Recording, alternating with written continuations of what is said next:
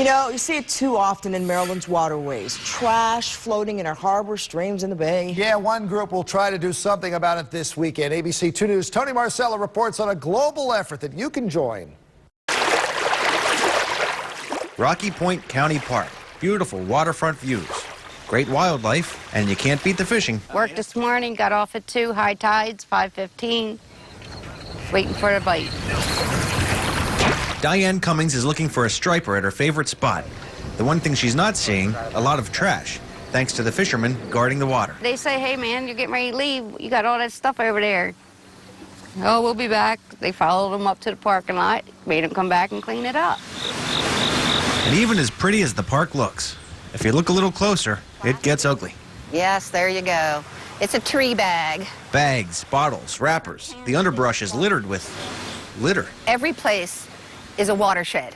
So you can be downtown Baltimore or in western Maryland, and if you drop trash or it accidentally falls on the ground, it eventually is going to find a stream and find a river, and it eventually will end up in our bay. That's why Jerry Schlenoff organizes sites all over our area for Ocean Conservancy's International Coastal Cleanup. She's been volunteering at cleanup sites for almost 20 years. Here in Maryland, just like the rest of the world, she says the top pollutants are cigarette butts, of which they gathered nearly 5,000 pounds just last year. I just don't think they think of the consequences of it, you know. It's like at the beach where people throw their cigarettes in the sand, and I wish I could just say to them, excuse me, but we've found birds that have cigarette butts in their intestines and in their stomachs because they've died from ingesting this stuff because they think it's food. After cigarettes, the most common trash is caps and lids, then plastic bottles. You get some weird stuff too, like Porcelain toilet, part of a boat. then some really weird stuff, like Don't put this in.